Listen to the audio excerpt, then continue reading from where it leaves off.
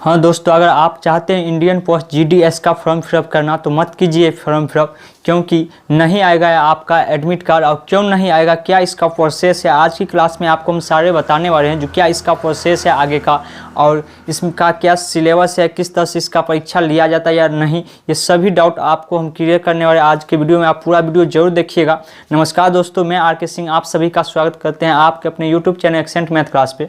दोस्तों, अगर आप लोग अभी तक चैनल को सब्सक्राइब नहीं किए हैं तो सब्सक्राइब करके बेल आइकन ऑल कर लीजिए, क्योंकि आपके लिए बहुत मेहनत से हम लिखते हैं और आपके लिए बहुत मेहनत से वीडियो बनाते हैं। और आप लोग चैनल को सब्सक्राइब नहीं करते हैं, क्योंकि अधिकांश 50% से ज़्यादा जो है वो मेरे वीडियो देख के और सब्सक्राइब नहीं करते हैं। तो इसलिए अगर आप सब्सक्राइब नहीं किया तो अभी सब्सक्राइब करके बेल आइकन ऑल कर लीजिए, क्योंकि यहाँ पे आपको जो भी सरकारी नौकरी का नोटिफिकेशन आता है वो उसके बारे में आपको सबसे पहले इस चैनल पर बताया जाता है। साथ में उसका सिलेबस हो, कट ऑफ हो और मैथ और रीजनिंग का पूरा क्लास भी दिया जाता है। तो इसलिए चैनल को सब्सक्राइब नहीं किया तो सब्सक्राइब करके बेल आइकन ऑल कर लीजिए।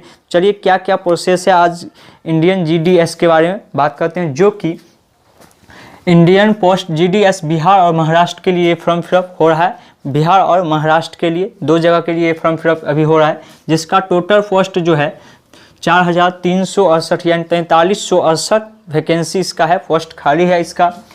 ये फॉर्म फिलअप यानी बिहार के लिए 1940 पद है। और हिंदी हम क्या लिखे, यानी कि आपका लैंग्वेज जो है जहाँ का ये फॉर्म होता है फिलअप जीडीएस का, वहाँ का बेसिक लैंग्वेज, वहाँ का जो लैंग्वेज है वो आपको आना चाहिए। यानी बिहार का जो है वो हिंदी है, यानी आपको हिंदी, वैसे भी हिंदी सभी को आता है तो आप फॉर्म फिलअप कर सकते हैं, यानी आपको हिंदी भाषा आना चाहिए। और महाराष्ट्र के लिए जो कि है 2428 पोस्ट यानी 2428 पोस्ट, इसमें आपको मराठी आना चाहिए। अगर आप महाराष्ट्र से है तो आपको मराठी आना चाहिए, तभी आप ये फॉर्म फिलअप कर दिएगा। एप्लीकेशन डेट यानी अप्लाई डेट कब से ये फॉर्म फिलअप हो रहा है, तो ये फॉर्म फिलअप बता दें 27/4/2021 से ही फॉर्म फिलअप स्टार्ट हो चुका है, और जो कि 26 तारीख तक ये फॉर्म फिलअप होगा। और इसमें हम क्यों बोल रहे हैं आपको फॉर्म फिलअप नहीं करने के लिए, तो देखिए 26 तारीख तक ये फॉर्म फिलअप होगा। और इसका क्वालिफिकेशन जो कि योग्यता हम इससे पहले भी आपको एक वीडियो में बताए थे, जो कि 10th पास, यानी कि अगर आप 10वीं पास है और मैथ इंग्लिश में पास है, यानी मैथ इंग्लिश में अच्छा नंबर है, तो आप ये फॉर्म फिलअप कर सकते हैं। साथ में आपको बेसिक कंप्यूटर का ज्ञान होना चाहिए, यानी 60 दिन का कम से कम 16 डे का आपका कोई सर्टिफिकेट होना चाहिए। और साथ में इसमें और भी एक चीज़ दिया गया है, जो आपको बाइक चलाना या साइकिल बाइक चलाना आना चाहिए, क्योंकि कहीं पे पोस्ट होता है तो आपको देने के लिए जाना पड़ेगा, इसलिए वो भी आपको होना चाहिए। एज की बात करें, एज इसमें कितना रहने वाला, तो 18 साल से 40 साल के बीच अगर आप है 18 साल से 40 साल के बीच, तो आप ये फॉर्म फिलअप कर सकते हैं। अब बात करते हैं सिलेक्शन प्रोसेस का, तो आपको बता दें इसमें एग्ज़ाम नहीं होता है। हाँ दोस्तों, इसमें कोई भी परीक्षा नहीं लिया जाता है, कोई भी एग्ज़ाम नहीं लिया जाता है, डायरेक्ट सिलेक्शन होता है। इसीलिए हम आप लोग को बोले फॉर्म फिलअप नहीं करने के, लेकिन ऐसा नहीं आप फॉर्म फिलअप मत कीजिएगा। हाँ, लेकिन आपको जब भी अभी हम बता रहे इतना नंबर से आपका, देखिए क्वेश्चन है 10th में मिनिमम कितना मार्क्स होना चाहिए तो फॉर्म फिलअप करें।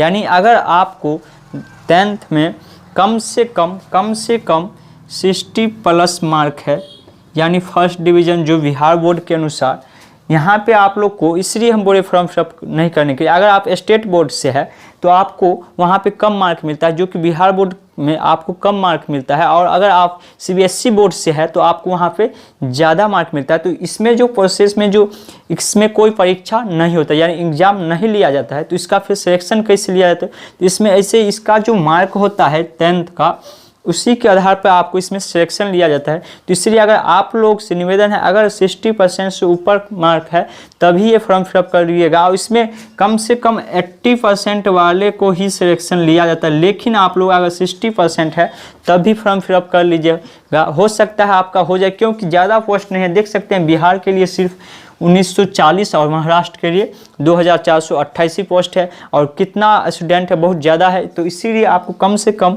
60% कम से कम होना चाहिए। हाईएस्ट आपको कम से कम, आप विश्वास रखिए, जब 80% आपका है तभी आपका प्रोसेस इसमें आगे जा सकता है, तभी आपका सिलेक्शन हो सकता है। तो इसीलिए हम बोले आपको ये फॉर्म फिलअप करने से पहले ये चीज़ जान लीजिए, जो ये है तभी वैसे आपका पैसा बर्बाद हो। 60+ इसलिए हम बोल रहे हैं क्योंकि सिर्फ 100 रुपया ही एप्लीकेशन फ़ी है, जो कि जनरल और OBC के लिए। और SC ST से अगर आप है, हाँ अगर आप SC ST से है तो फॉर्म फिलअप जरूर करिएगा, क्योंकि उसमें तो कोई एप्लीकेशन फ़ी नहीं है, तो आपको फ्री में हो रहा है। तो फ्री में फॉर्म फिलअप करने में क्या जाता है, हो या नहीं हो। तो इसीलिए आपको अगर SC ST और या अदर कैटेगरी से है तो आप फॉर्म फिलअप कर दीजिएगा। आपका उसके सेकेंड डिवीज़न यानी कम भी नंबर है, 60% से भी कम है, तो आप फॉर्म फिलअप जरूर करिएगा। अब बात करते हैं इसमें जो वैकेंसी अगर SC से है ST से है तो कितना पोस्ट खाली है यानी आपके लिए, तो वो आपको हम बता दें। तो यहाँ पर हम स्टेट का नाम लिखें, जो कि पहले हम बिहार का लिख लिए हैं। तो बिहार में जनरल कैटेगरी UR का देख सकते हैं 903 पोस्ट है, और महाराष्ट्र के लिए 1105 पोस्ट यानी जनरल कैटेगरी के लिए हो गए। EWS की बात करें तो 146 है EWS में, और महाराष्ट्र के लिए 246 है। वहीं बिहार के OBC की बात करें, OBC कैटेगरी से आप है तो 510 पोस्ट है, और महाराष्ट्र का OBC का 565 पोस्ट है। बिहार का SC का 294 पोस्ट है। अगर आप SC से है या EWS से है, ST से है, PS से है तो आप फॉर्म फिलअप जरूर करिएगा। OBC और जनरल के लिए हम बोल रहे हैं जो कम से कम 60% आपका मार्क होना चाहिए, तभी फॉर्म फिलअप करिएगा। महाराष्ट्र के लिए SC का 191 है, बिहार का ST के लिए 45 सीट खाली है, और महाराष्ट्र के लिए 244 सीट खाली है।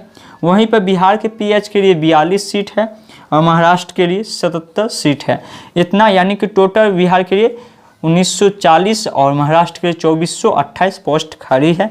तो हाँ, आप अगर SC ST EWS PH इस सब से कैटेगरी से अगर आप है तो फॉर्म फिलअप जरूर करिएगा। अगर आप जनरल और OBC से है तो आप फॉर्म फिलअप तभी करिएगा जब आपको 10th में 60% प्लस मार्क है। और इससे रिलेटेड आपको कोई भी जानकारी चाहिए तो आप नीचे कमेंट कर दीजिएगा, और इससे रिलेटेड अगर कोई भी न्यू नोटिफिकेशन आता है तो आपको इस चैनल पर सबसे पहले बता दिया जाएगा। तो इसीलिए अगर आप लोग चैनल को सब्सक्राइब नहीं किए हैं तो सब्सक्राइब करके बेल आइकन ऑल कर लीजिए। चलिए मिलते हैं अगली क्लास में, तब तक के लिए जय हिंद।